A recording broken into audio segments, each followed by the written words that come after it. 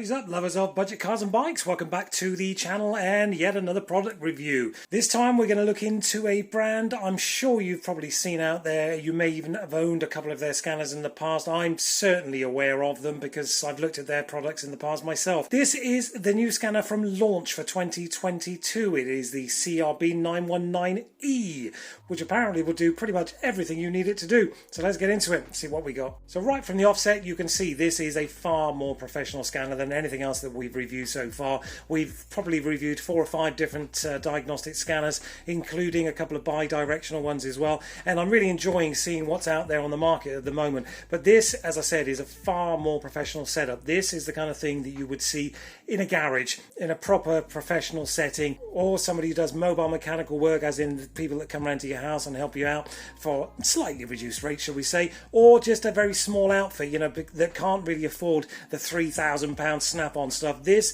is where this is marketed at, and this is where it's aimed at. This, as I said, is the launch CRP919E for 2022, and it is a bi-directional scanner which will do pretty much all the stuff that we did discuss in the Think Scan 2, but it'll do a lot more as well. We'll get into that obviously when we check the menus out in a moment. But as I said, this is an incredibly robust box. You are not going to damage this. As you can see, it is made of hardened plastic. So let's get it open and we'll see what we got inside. So I'm going to have to stand back slightly here because, as you can see, once it's opened out, it is a bit of a big box. I'll see if I can swing this around slightly on its side without damaging anything or making too much noise. So there it is. You have got these little pockets up here as well, which I imagine are probably for additional leads, longer leads, different OBD leads, maybe something like that, or workshop manuals, something extra in there anyway. As you can see, we'll open both of those up, and you do get a fair amount of space in there as well to put anything you want to put in there. If it doesn't actually tell me what it's designed for, so you can use what you like. Now, there is the user manual. As usual with stuff from launch, it is pretty comprehensive.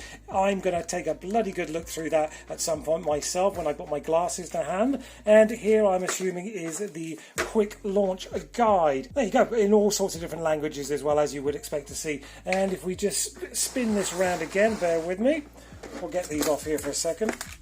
And there it is. That is the launch scanner. Now you obviously get your OBD2 connector there. There is what looks like an American plug here, and it looks like a European plug here. But obviously we will be using the UK plug as we're in the UK. But as you can see, what you would effectively do is change over this little portion here to whichever country you're in. There is the data cable as well there. Yeah, it's just a very generic looking data cable, and it's just kind of jammed in at the side there.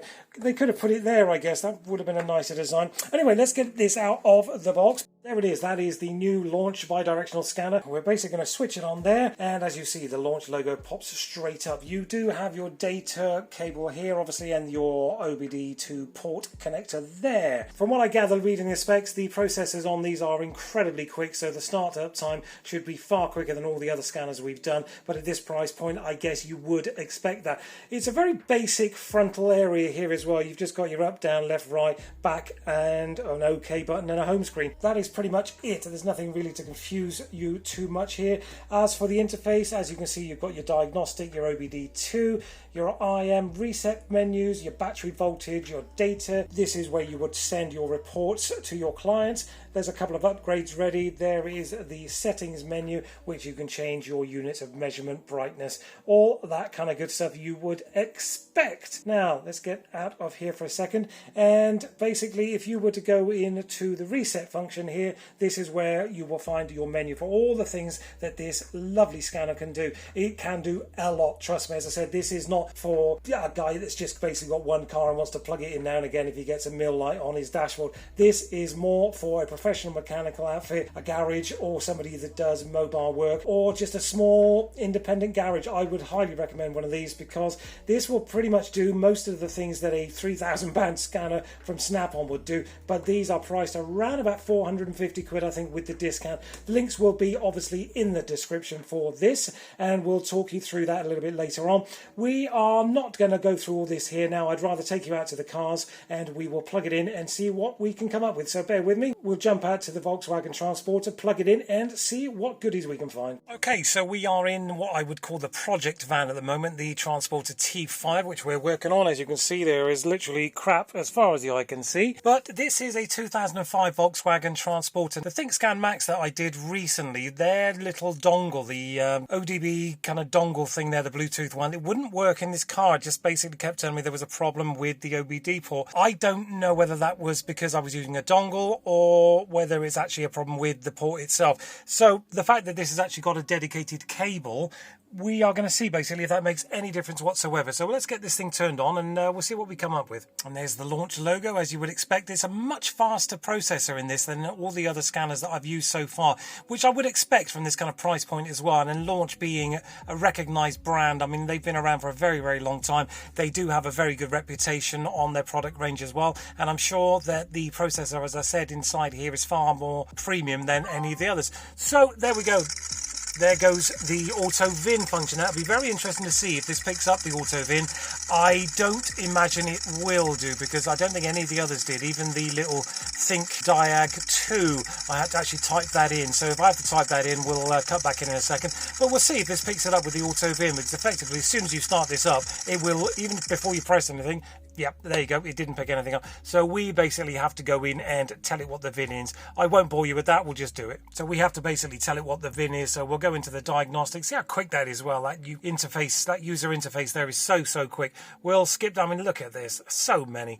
We will skip down to VW just there, and blah de blah, and it should, I imagine, ask us for a VIN. If it doesn't ask us this time around, it will ask us in a minute, so bear with me. Now let's see if it'll do. It's actually saying VW Crafter. It's not a VW Crafter, but it's picked something up. Let's see if it'll do a system scan while we're here. There you go, it's actually doing a system scan. That's kind of useful. This is so quick compared to something like the Think Diag 2. Although I really do like that. I like the fact that you can use your mobile phone and you can just keep it in your glove box and all that kind of stuff, and it's a very cost-effective way of doing bi-directional scans on your cars, and OBD of course. This is just so super quick. It's already at 7%. It's scanning the transmission electronics at the moment, but obviously I'm not going to bore you with all of this. We're about 7% at the moment, so we'll let that get up a little bit further and we'll cut back in. Okay, so it's done that scan, and as predicted, we have got the front passenger side door control module.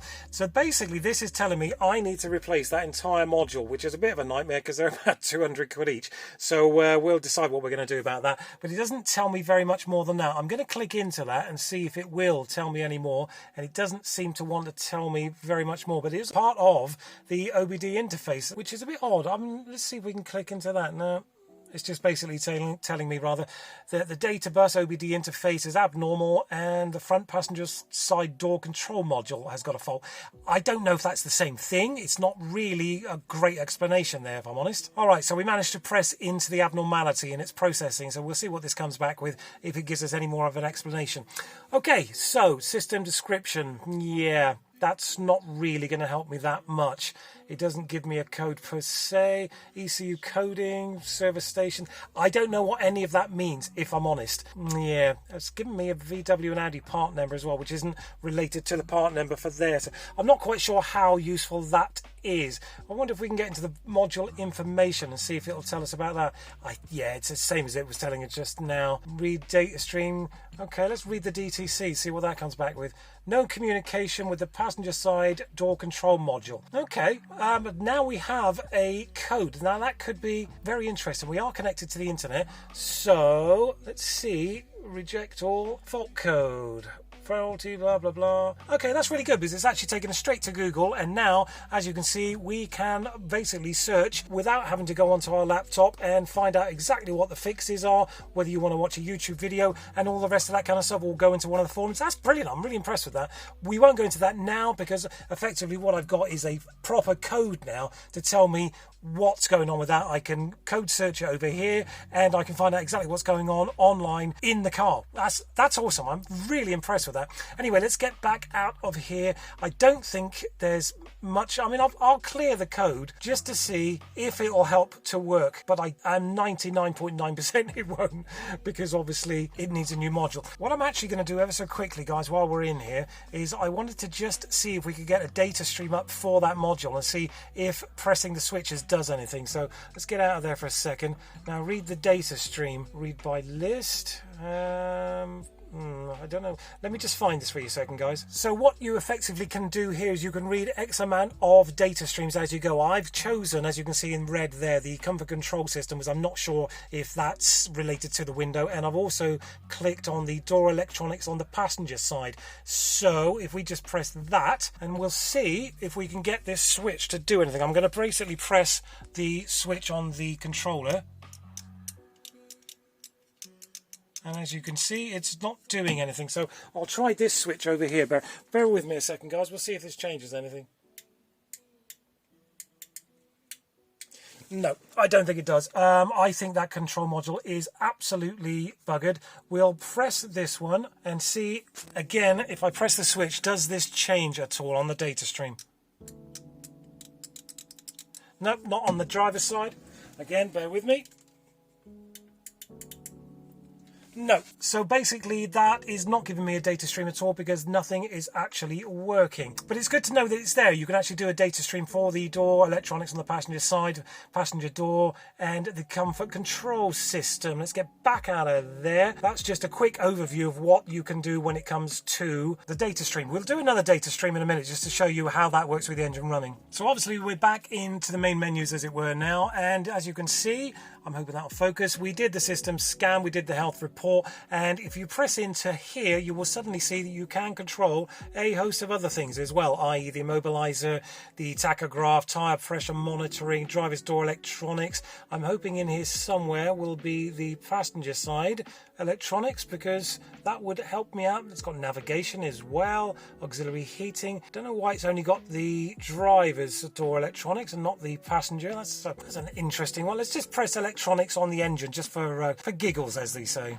Okay, well, not very much happened there basically because we don't have any fault codes, but it's good to know you can actually click into here, and if you wanted to individually go into all of these little modules, these are obviously all the modules in this V-dub, so you can go into there and have a little look and get a system report from there as well. So we'll go back out of here, he says confidently. Yep, we'll end that. And here is the list. Obviously we've seen this before, everything from Audi all the way down to Zotti, whoever they might be. But we'll get out of there for the moment and go into the OBD functions because we haven't looked at that yet. And here it'll start connecting to the OBD interface. All of this will come back as failed because it always does, so I'll cut you back in when that happens. Now it's basically come back as a failed with all of those protocols. I'm not quite sure what happens there. If I'm honest, we'll just go back out of here. Let's end that session. Yes, we'll cancel. We'll try to get back into the OBD again. So effectively it won't actually access the OBD port on here. Now this is something I've found 3 times now with these real high-end scanners, these more modern scanners. They don't particularly like older vehicles. Now this is a 2005 VW T5. My friend has a Mercedes Vito, which I think is also a 2005. Neither of these cars can be scanned OBD-wise by these high-end scanners. I'm not quite sure why that is. If I'm doing something wrong, then launch, you get in touch with me and tell me. But as you can see, is your vehicle equipped with generic OBD2? Yes, of course it is. And I mean, we can retry, but it just will not do it. The only one that will actually read OBD on here is my cheap scanners and the Think Diag 2. Now that went in, no problem at all. I read all the codes, but the Think Scan Max, that wouldn't connect, and this is seemingly not connecting either, which is a bit of a query. I'm not quite sure why that is, if the technology is just too advanced for older cars, but they do say that it will OBD search and fix anything from 1996 onwards, so I'm not quite sure why this is failing to connect to the OBD port. That's something I'm going to have to ask Launch about, and ThinkCar, of course, because as you can see, we've done it 3 times now, and I don't know quite what is going on. We'll just end that session. Now then, we can have a quick look at the reset function on here as well, because this is one of the reasons you buy one of these high-end scanners, truth be told, is probably because you've got a more modern car. Otherwise, you're just going to go and buy yourself something like a 50 quid scanner, which will do all the OBD functions, and that's all you need it to do. This far more intuitive, far more specialist, and you get a huge amount of stuff you can do here. As you can see, airbag reset, oil reset, brakes, ABS bleeding, electronic throttle learning, TPS reset, the DPF regeneration, the EGR adaptation. It's probably got AdBlue, there it is there, all the way down to the Windows calibrations and the suspension reset. I mean, this is, again, for much more modern cars that have got huge amounts of modules that need to be reset by a computer. Now, if you were to take your, say, 2012 BMW 1 Series to a garage and ask them to do the oil change, they would have to reset the computer with using one of these. If you are adept enough at doing your own oil changes, you don't need to pay that kind of money now. You can just buy yourself a decent scanner, do the oil change at home for, say, 40, 50 quid, press the reset button on here, and basically go through that function. There is no point in me doing that because I don't need to. There is nothing on this dashboard, as you can probably see, that relates to an oil reset. There might be a spanner that comes up at some point, but generally speaking, with these older cars, you do a combination of things like you put your foot on the brake 3 times with the ignition on, open the doors and sing hallelujah 4 times, and all of a sudden the spanner light goes out. There is a much simpler way of doing things. But on these newer cars, like I said, a BMW 1 Series, say a 2010 onwards, you would need to basically tell the car what you're up to.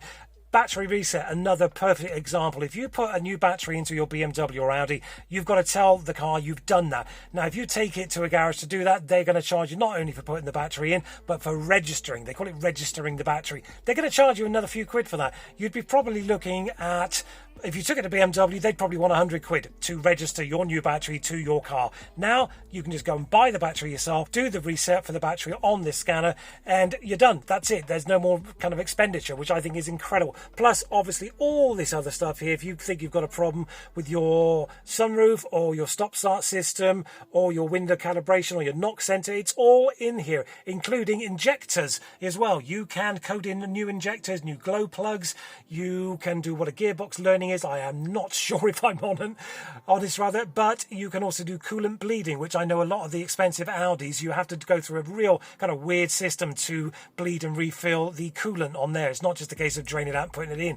You've got to actually go through a whole system, which this will do. So if you have got a small garage, you're a mobile mechanic, or even if you've got a larger garage, this will do everything you need to do when it comes to resetting any of the services. As you can see, EGR adaptation, high voltage battery diagnostics. You can even code keys. Yep, you can code a new remote key in it. Obviously, it won't cut the key for you, but it will program the key to your car. So a huge amount you get in there. Obviously, we've had a little look at all the other stuff that we've got in here when we were doing the unboxing, but that is it. That is what you get, basically. All these different cars, thousands of them, well, hundreds of them anyway. So your car should be in there. You also get, if we can get out of here, come on, we also get the reset function here. Again, dozens of different things in here, which are going to be just a minefield to go through.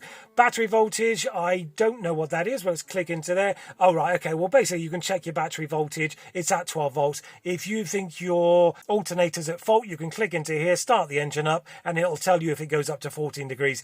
It's a bit gimmicky because your scanner should tell you that anyway, but if you wanted to check that out, you can. You can also email any of your reports to anybody you want to, including yourself. Great function. Upgrades as well, or updates as I would call them. They're all in there. We've got 64 of those to do. And there's your settings as well. You can basically change things from imperial to metric display, the date and time, all that kind of good stuff. So, should you buy one of these? Well, I would say not if you've got an older car and all you want to do is just use the OBD functionality to clear some DTCs. You don't need to go to this expenditure. If you're a small-ish kind of outfit that goes and fixes so many different cars, if you've got a small garage or a mobile mechanic, something like that, yes, for sure, 400 quid. You'll make that back within the first 3 months, in my opinion, because people will pay you to go and do the stuff on their cars that they would normally pay BMW. As I said, a battery reset. If you went to BMW and said, I need a new battery, they're going to say to you, okay, well, it's 150 quid for the battery, plus we'll basically register the battery to your car. So you could be paying 200 quid quite easily.